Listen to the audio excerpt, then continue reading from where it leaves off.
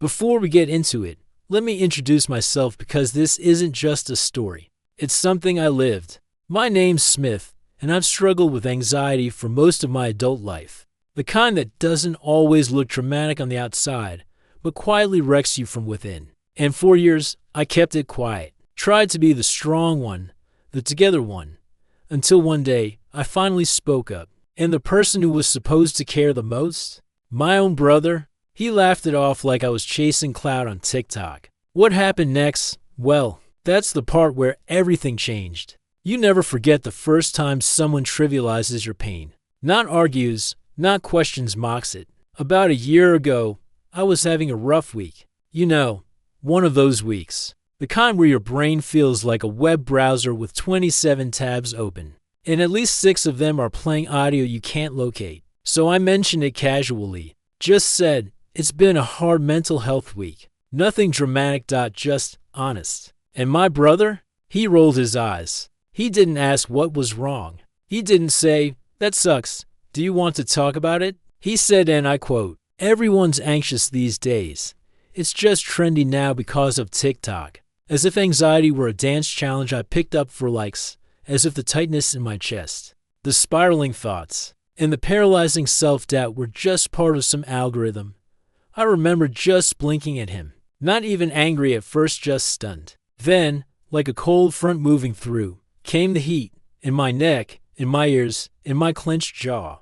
I didn't say much after that, just smiled like I hadn't heard the most invalidating thing from someone I thought understood me. And then I did the thing that people with anxiety are often forced to do. I shut up about it. I let him believe whatever helped him sleep at night. I kept my struggle private, managed my bad days in silence, smiled through conversations, swallowed the lump in my throat, and journaled like my life depended on it. Fast forward about a year. It's late. I'm in bed, reading. Finally relaxed when my phone rings. It's past midnight. It's my brother. I answer, half asleep. And immediately I know something's wrong. His voice is barely coherent. He's breathing like he just sprinted a mile, and I can hear panic in every syllable. He says his chest feels like it's caving in. His heart is racing. He can't get enough air. I think I'm dying. I sat straight up, instincts kicking in. I knew exactly what this was. I've been there too many times to count. I didn't say I told you so. I didn't say TikTok trend, huh? Not yet. Instead, I stayed on the phone. I lowered my voice, slow and steady. I told him to feel the ground beneath his feet. I guided him through breathing exercises for in, for hold, for out. I told him he was safe, that what he was experiencing was real, but not fatal. We rode it out, together. After about 20 minutes, his breathing began to slow. His voice came back. He wasn't okay, but he wasn't terrified anymore. And he kept saying, what was that? That, dear brother, was anxiety. That thing you said was just trendy. That thing you rolled your eyes at.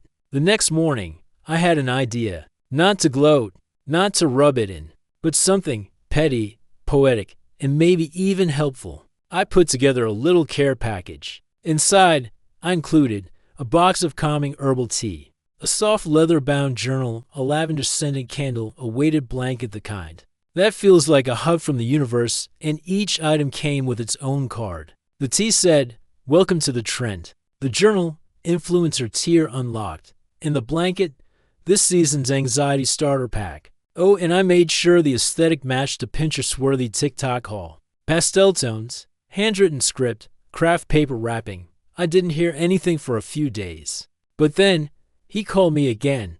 His voice was quiet, and all he said was, I think I owe you an apology. That was it. No grand speech. No begging forgiveness. Just 6 words that said everything. And in that moment, I didn't feel smug.